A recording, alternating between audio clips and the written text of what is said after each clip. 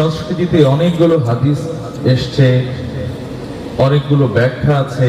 আমি ছোট করে যদি বলি কেন ইসলামের সংস্কৃতি আপনার প্রয়োজন, সেটি হলো দেখেন, আশারায়ে মুবাশশারা 10 জন সাহাবীর ভেতরে একজন ছিলেন সাংস্কৃতিক কর্মী হাসান বিন সাবিত রাদিয়াল্লাহু তাআলা আনহু। সুতরাং সংস্কৃতির গুরুত্ব আছে কি নাই বলেন তো?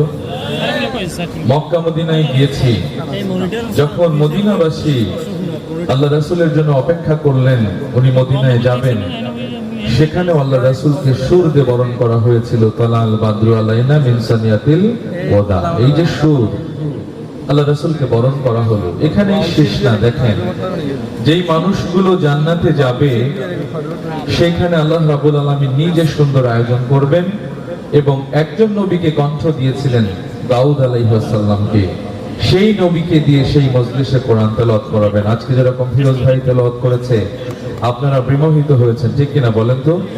সুতরাং এরকম আয়োজন আল্লাহ নিজে করবেন জান্নাতবাসীদের জন্য। সেইখানে দাউদ আলাইহিস সালামকে দিয়ে প্রথমে কোরআন তেলাওয়াত করাবেন। দাউদ আলাইহিস সালামের তেলাওয়াত শেষ হয়ে যাওয়ার পরে মুহাম্মদ সাল্লাল্লাহু আলাইহি সাল্লামের নাম ঘোষণা করবেন আল্লাহ রাব্বুল আলামিন নিজে।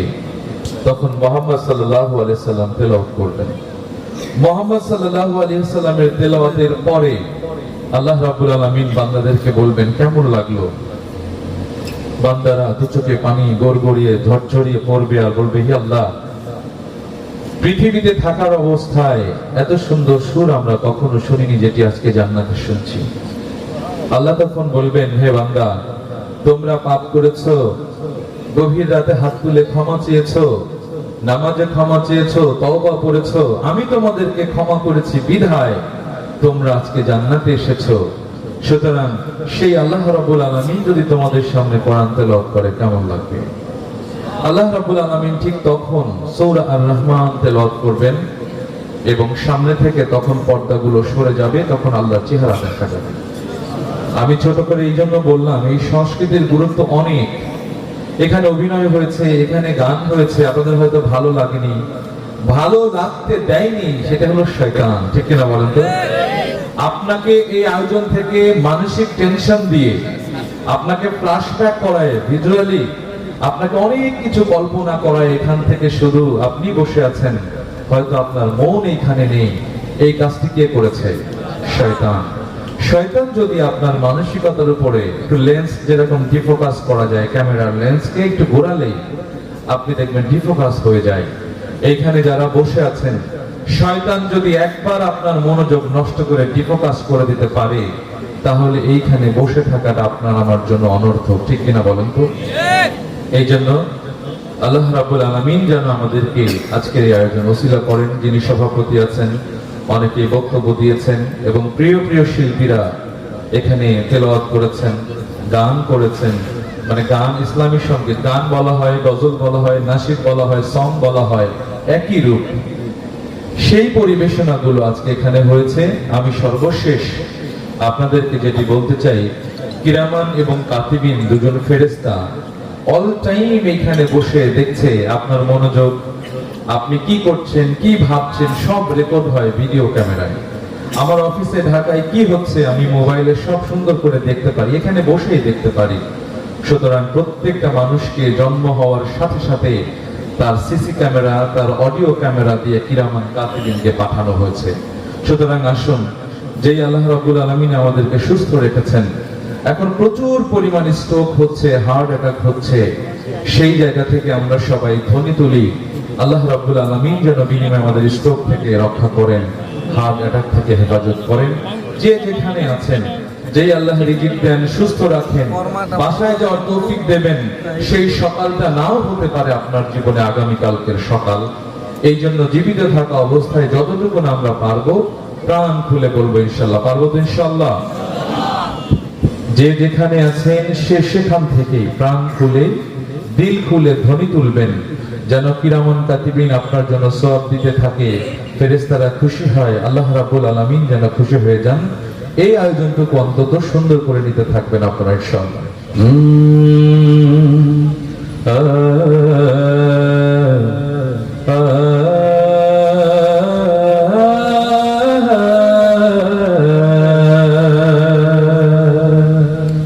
তুমি আসমানে থাকো প্রভু, আমি জমিনে।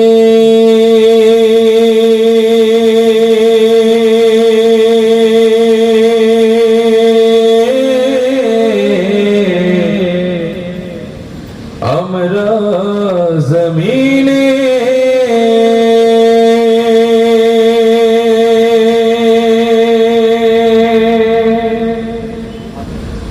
তুমি আসমানে থাকো প্রভু, আমি জমিনে।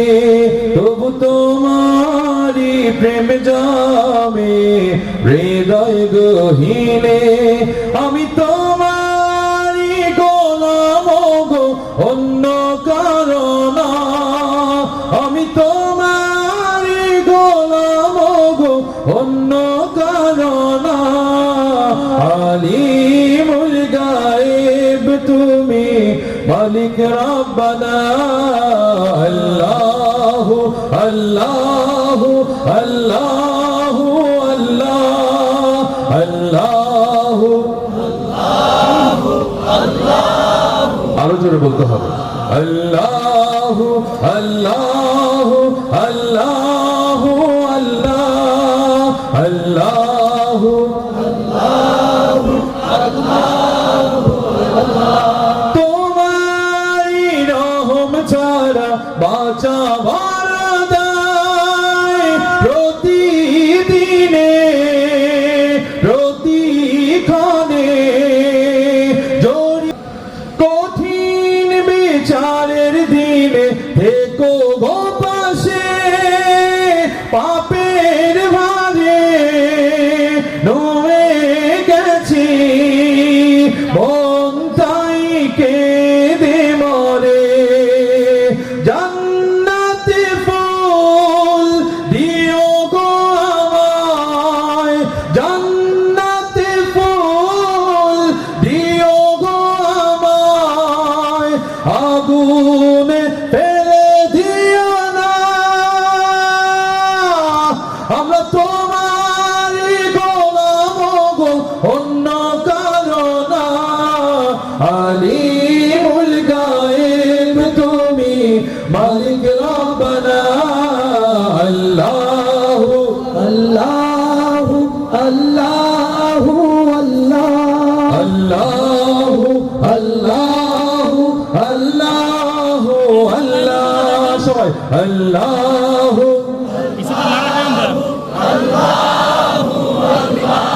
আল্লাহু আল্লাহু আল্লাহু আল্লাহ। তুমি আসমানে থাকো প্রভু, আমরা জমিনে। তবু তোমারি প্রেম জামে হৃদয় গহীনে। আমরা তোমারি গোলাম গো, অন্য কারো না। আমরা তোমারি গোলাম গো, অন্য কারো না। আলিমুল গায়েব তুমি, মালিক রব্বানা। আল্লাহু আল্লাহ আল্লাহু আল্লাহু আল্লাহু আল্লাহ, আল্লাহু আল্লাহু আল্লাহু আল্লাহ, আল্লাহু আল্লাহু আল্লাহু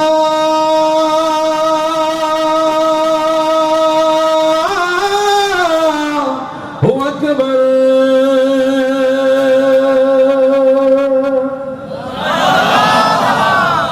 আপনারা কি কথাগুলো ক্লিয়ার বুঝতে পেরেছেন? আমি বারবার বলেছি, শয়তানের ওয়াসওয়াসা থেকে আমার মনোযোগ যদি একটা রাতের জন্য না ঠিক থাকে, তাহলে আমার জীবনের ব্যর্থতা। ঠিক কিনা বলেন? প্রত্যেকটা সঙ্গীত কোরআন এবং হাদিসকে রিসার্চ করে লেখা হয়। আপনারা তো আজকে এখানে ধ্বনি কম তুললেন। পৃথিবীর অনেকগুলো দেশে আল্লাহ আমাকে নিয়েছে, অস্ট্রেলিয়া, সিঙ্গাপুর, মালয়েশিয়া, সৌদি, কাতার, বহু দেশ। তো সবগুলো দেশে যখন এই গানটা পরিবেশনা করি, তখন দেখি খুব বড় ধ্বনি ওঠে। আমরা তো জানি আপনাদের এই মাহমুদ কাঠির মানুষগুলো, পিরোজপুরের মানুষগুলো, ঝালকাঠি, বরিশাল এই অঞ্চলের মানুষগুলো খুবই আল্লাহ ভীরু এবং ধার্মিক, ঠিক কিনা বলেন তো? তো আপনাদের কলবের ভেতরে কে বসে আপনার কণ্ঠনালীকে চেপে ধরেছে, এটি যেন না হয়, প্রাণ খুলে বলতে হবে। যদি না বলতে পারেন, যদি এই মুহূর্তে মৃত্যু হয়ে যায়, আপনি আর আল্লাহর নাম জপার সুযোগ পাবেন না। তখন কান্না করবেন, বাবাকে খুঁজবেন, মাকে খুঁজবেন। এই মুহূর্তে আপনার রূহটা বের হয়ে গেলে আপনাকে আপনার সুন্দর ঘরে আর উঠতে দেবে না, আপনাকে কাফনে মরিয়ে মসজিদের সেই খাটিয়া নিয়ে এসে আপনাকে বাহিরে রাখবে, ঠিক কিনা বলেন তো? সুতরাং যতটুকু সময় পাবেন আল্লাহর সঙ্গে একাত্মতা পোষণ করবেন। নইলে এখন আপনার মৃত্যু হলে কাফনে মরিয়ে দেহটাকে রাখা হয়, রূহটা দাফনের আগ পর্যন্ত ঘুরে বেড়ায় আর আফসোস করে, হায় হায় আমি জীবন্ত থাকা অবস্থায় আল্লাহর নাম নেওয়ার সুযোগ হলো না, কত কষ্ট হলো। সেই আফসোসটা যেন আমার আপনার জীবনে না আসে, আল্লাহ রাব্বুল আলামিন যেন আমাদেরকে ইসলামের উপরে অবিচল থাকার তৌফিক দান করেন। মুর্দায় গন্দা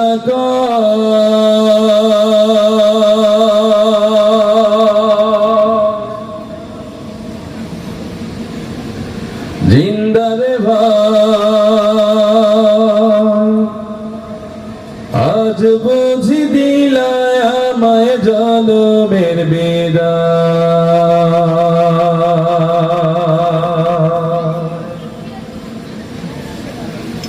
মুর্দায় কান্দা কয়, আজ বুঝি দিলায় আমায় জনমের বিদায়।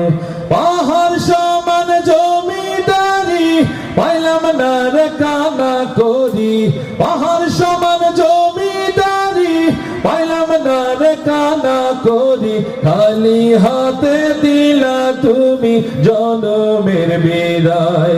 মুর্দায় কান্দা কয়, আজ বুঝি দিলায় আমায় জনমের বিদায়। আমার মার কাছে কইও,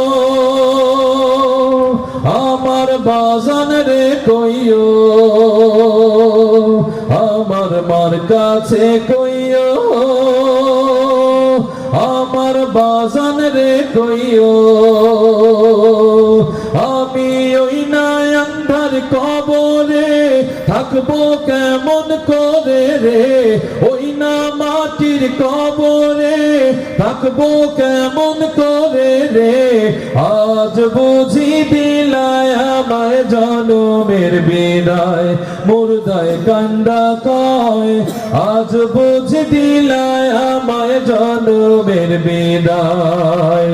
পাহাড় সমান জমিদারি পাইলাম না রে কানা করি, পাহাড় সমান জমিদারি পাইলাম না রে কানা করি, খালি হাতে দিলা তুমি জনমের বিদায়। মুর্দায় কান্দা কয়, আজ বুঝি দিলায় আমায় জনমের বিদায়। যে জন গোসল করায়, যে জন কাঁধে লইয়া যায়, যে জন কাফন পরায়, যে জন কাঁধে লইয়া যায়, তারাই আমার আপন ভাই, তাদের কাছে দোয়া চাই, তারাই আমার আপন ভাই, তাদের কাছে দোয়া চাই। আজ বুঝি দিলায় আমায় জনমের বিদায়। মুর্দায় কান্দা কয়, আজ বুঝি দিলায় আমায় জনমের বিদায়। পাহাড় সমান জমিদারি পাইলাম না রে কানা করি, পাহাড় সমান জমিদারি পাইলাম না রে কানা করি, খালি হাতে দিলা তুমি জনমের বিদায়। মুর্দায় কান্দা কয়, আজ বুঝি দিলায় আমায় জনমের বিদায়, আজ বুঝি দিলায় আমায় জনমের বিদায়, আজ বুঝি দিলায় আমায় জনমের বিদায়।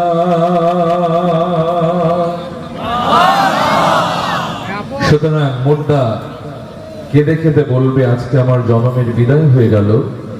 জনমের বিদায়ের আগে যতটুকুন পারেন, এই যে ধরুন এখানে চেয়ারম্যানরা এসে এসে বক্তব্য দিয়েছে, কেউ কেউ অর্থ দিয়েছে, সবাই জয়ী হওয়ার স্বপ্ন দেখে।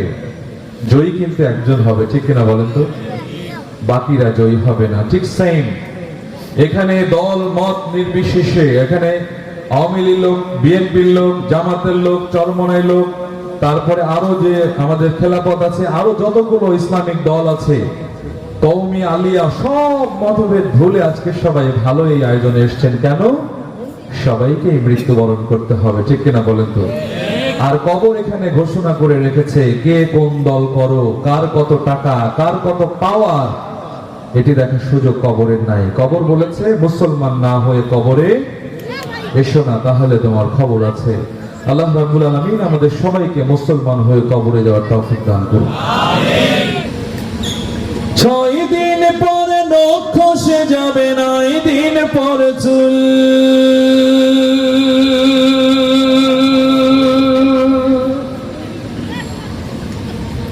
কবর গাহের সামান নিতে কইরো না কেউ ভুল।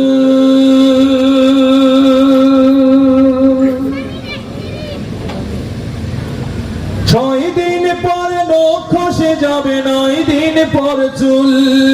কবর গাহের সামান নিতে কইরো না কেউ ভুল। কবর জায়গা ভালো নয়, আমল দিয়ে কবর গৃহ সাজিয়ে নিতে হয়। আমল দিয়ে কবর গৃহ সাজিয়ে নিতে হয়। 6 দিন পরে নখ খসে যাবে, 9 দিন পরে চুল। কবর গাহের সামান নিতে কইরো না কেউ ভুল। কবর জায়গা ভালো নয়, আমল দিয়ে কবর গৃহ সাজিয়ে নিতে হয়। আমল দিয়ে কবর গৃহ সাজিয়ে নিতে হয়। 17 দিন পেট পেটে শেষ, পোকার খাদ্য হবে। 60 দিন পরে গোশত থাকবে না, কঙ্কাল পড়ে রবে। 17 দিন পেট পেটে শেষ, পোকার খাদ্য হবে। 60 দিন পরে গোশত থাকবে না, কঙ্কাল পড়ে রবে। 90 দিন হাড়গুলি সব, 90 দিন হাড়গুলি সব আলাদা হয়ে রয়। কবর জায়গা ভালো নয়, আমল দিয়ে কবর গৃহ সাজিয়ে নিতে হয়। আমল দিয়ে কবর গৃহ সাজিয়ে নিতে হয়। 6 দিন পরে নখ খসে যাবে, 9 দিন পরে চুল। কবর গাহের সামান নিতে কইরো না কেউ ভুল। কবর জায়গা ভালো নয়, আমল দিয়ে কবর গৃহ সাজিয়ে নিতে হয়। আমল দিয়ে কবর গৃহ সাজিয়ে নিতে হয়। দেহের চেয়ে অহম বড়, লোভ লালসার পাহাড়। হিংসায় চলে বিবেক হলো নফসের কালো আহার। দেহের চেয়ে অহম বড়, লোভ লালসার পাহাড়। হিংসায় চলে বিবেক হলো নফসের কালো আহার। আমার কারণ সবারই, আমার কারণ সবারই পরিণতি পরিচয়। কবর জায়গা ভালো নয়, আমল দিয়ে কবর গৃহ সাজিয়ে নিতে হয়। আমল দিয়ে কবর গৃহ সাজিয়ে নিতে হয়। 6 দিন পরে নখ খসে যাবে, 9 দিন পরে চুল। কবর গাহের সামান নিতে কইরো না কেউ ভুল। কবর জায়গা ভালো নয়, আমল দিয়ে কবর গৃহ সাজিয়ে নিতে হয়। আমল দিয়ে কবর গৃহ সাজিয়ে নিতে হয়। আমল দিয়ে কবর গৃহ সাজিয়ে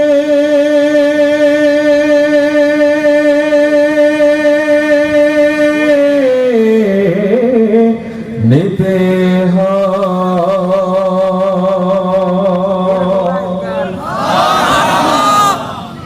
সুতরাং শুধু মনে রাখবেন কতটুকুন ভেতরে আমল আছে, কতটুকুন জ্ঞান আছে, আর কতটুকুন আমল করছেন, এতটুকুন হলেই আপনার জন্য নির্ধারিত হয়ে যাবে জান্নাত। তবে দুটো কাজ, সেটা হলো অনেক বক্তারা এখানে এসে গীবত চর্চা করেন, অনেক ব্যক্তিরাও গীবত চর্চা করেন। যদি আপনার হাত থেকে এবং মুখ থেকে আপনি যদি গীবতের দরজা বন্ধ করেন, মানুষের গীবত চর্চা করার কি দরকার? সে ভুল করেছে, ভুলের মাসুল তাকে দিতে হবে। আপনি তার ভুল নিয়ে এত বেশি আলোচনা করেন যে আপনার সওয়াব ধীরে ধীরে মাইনাস হতে থাকে, ঠিক কিনা বলেন তো? এই জন্য যেই ব্যক্তিটি ভুল করেছে তার জন্য দোয়া করতে হবে, আল্লাহ যেন ভুল না করে। এই জন্য গীবত চর্চা বন্ধ করবেন, এই মুখ যেন নিরাপদ থাকে, আর হাত দ্বারা কোনো মানুষকে আঘাত করবেন না। রিকোয়েস্ট আসতেই থাকবে, এটা স্বাভাবিক। আরো পরিবেশনা আছে, আমাদের শিল্পী আরো চমৎকার চমৎকার পরিবেশনা করবেন। আমি শুধু আপনাদের বলতে চাই যে এই যে এখানে এই ভদ্রলোক অনেক কান্না করছেন, আমি দেখছি এখান থেকে। দেখুন, একটা মানুষের ব্যাকুলতা যদি আল্লাহর কাছে কবুল হয়ে যায়, যেমন জানাজার নামাজগুলো কিছু মানুষ যদি সেখানে অংশগ্রহণ করে, তাহলে এলাকাবাসীর জন্য সওয়াব দেওয়া হয়, ঠিক কিনা বলেন তো? এই আয়োজনে যদি একটা মানুষ যিনি বসে বসে চোখের জল ফেলছেন, আল্লাহ যদি ওই ব্যক্তিটাকে কবুল করে নেয়, তাহলে আমি আপনি সার্থক কিনা বলেন তো? এখানে আধুনিক গান, মিউজিক কনসার্ট গুলো হলে এখানে অনেক নাচানাচি হতো, কিন্তু এখানে বিপরীতে কি হচ্ছে? ইমানটাকে ঝালাই করা হচ্ছে, খাঁটি করা হচ্ছে, চোখের জল ঝরছে। এটি হচ্ছে ইসলামী সংস্কৃতি, ঠিক কিনা বলেন? যেই সংস্কৃতির ব্যাপারে আল্লাহ রাসূলের অনেক নির্দেশনা, হাসান বিন সাবিতকে নিজের গায়ের চাদর খুলে জড়িয়ে দিয়েছেন আল্লাহ রাসূল। এভাবে অনেক দলিল আছে, সেই বিষয়গুলো অনেক রাত হয়ে গেছে, কথা না বলিয়ে ভাইরা রিকোয়েস্ট করছেন বাবা সঙ্গীতের জন্য। আমি বাবা সঙ্গীতটি পরিবেশন করছি। এখানে অনেকেই বাবা, সবাই তো বাবা। দেখুন, এখানে অনেক তরুণদের দেখতে পাচ্ছি। আমি নিজেও ইউনিভার্সিটি শিক্ষকতা করি, তো সেই ক্ষেত্রে অনুরোধ করব, তোমরা যারা কলেজ বা ইউনিভার্সিটিতে পড়ো, দয়া করে বাবা মাকে কষ্ট দেবে না। হাদিসের ভাষ্যটা শুনে নাও। যদি কোনো সন্তান তার পিতামাতার দিকে মায়ার দৃষ্টি দিয়ে তাকাতে পারে, তাহলে তার আমলনামায় কবুল হজের সওয়াব লেখা হয়। সুতরাং সন্তানদের অনুরোধ করব, যেই বাবা দিন রাত পরিশ্রম করে এই নদীতে মাছ ধরে, এই কাঠগুলো কেটে কেটে কত দূরের এলাকায় নদীতে ভেসে ভেসে দিয়ে আসে, রিক্সা চালায়, জমিনে কাজ করে তোমাকে আমাকে মানুষ করেছে, আজকে সফলতায় যেই বাবার ঘামের উপরে তোমরা আমরা সফল হয়েছি, যখন সফল হয়েছি, এত বড় সম্মান যশ খ্যাতি সব হলো, তোমাদের হলো, আমাদের হলো, অর্থ হলো, আপনাদের হলো, ঠিক সেই মুহূর্তে বাবাটি পৃথিবীতে নেই।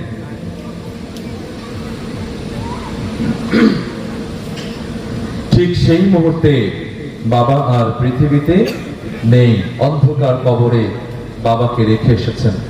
যেই বাবা দেখবেন ভ্যান গাড়ি নিয়ে বের হয়েছে, রিক্সা নিয়ে বের হয়েছে, প্রচুর ক্ষুধা লেগে গেছে দুপুর বেলা, অথবা দিনমজুর যারা এখানে আছেন, দেখবেন প্রচুর ক্ষুধা লেগেছে আপনার, কিন্তু আপনি এটা রুটি খান না। কেন খান না? আপনি মনে করেছেন এই রুটিটা খেয়ে ফেললে 10 টাকা 15 টাকা নষ্ট হয়ে যাবে, যেটি আমার সন্তানের খাতা কেনার পয়সা, একটা কলম কেনার পয়সা, ঠিক কিনা বলেন তো? এইভাবে যেই বাবা আপনাকে আমাকে মানুষ করেছে, সেই বাবার অর্থের উপরে আপনি বেঈমানি করবেন না দয়া করে। তাহলে দেখবেন আপনি যখন বাবা হবেন, আপনার সন্তান আপনাকে ঠিক সেম পরিমাণ প্রতারণা করবে, ঠিক কিনা বলেন তো? এই জন্য ফিল করবেন, যেই বাবা আপনাকে আমাকে মানুষ করেছেন, সফলতা দেখতে পারলো না, যেই বাবা খুশি হতো আমার ছেলে যখন ফার্স্ট হবে, এমবিবিএস হবে, মেডিকেল করবে, আমার ইঞ্জিনিয়ারিং করবে, ডিসি হবে, এসপি হবে, শিক্ষক হবে, আলেম হবে, সবই হলেন সেই বাবার কষ্টের টাকায়, কিন্তু সেই বাবা পৃথিবীতে থাকলো না। সুতরাং যারা সফল হয়েছেন, সফল হবেন বা বিফল হন, এটি হলো পরীক্ষাগার।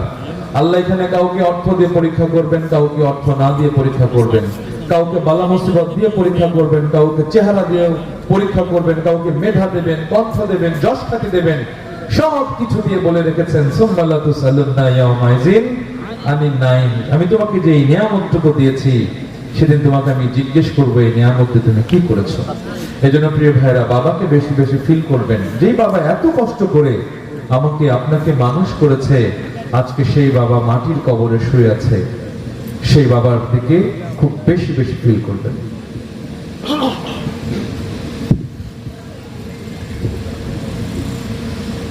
বাবা তুমি কেমন আছো,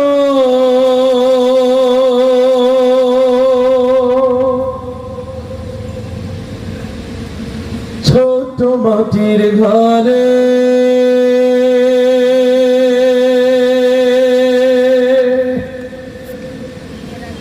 তোমার কথা হৃদয় মাঝে পড়ছে বারে বারে।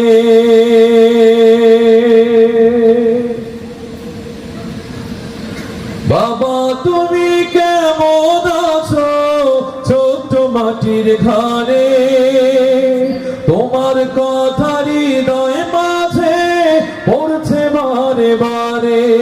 বাবা গো বাবা, বাবা গো বাবা, বাবা গো বাবা, বাবা গো বাবা।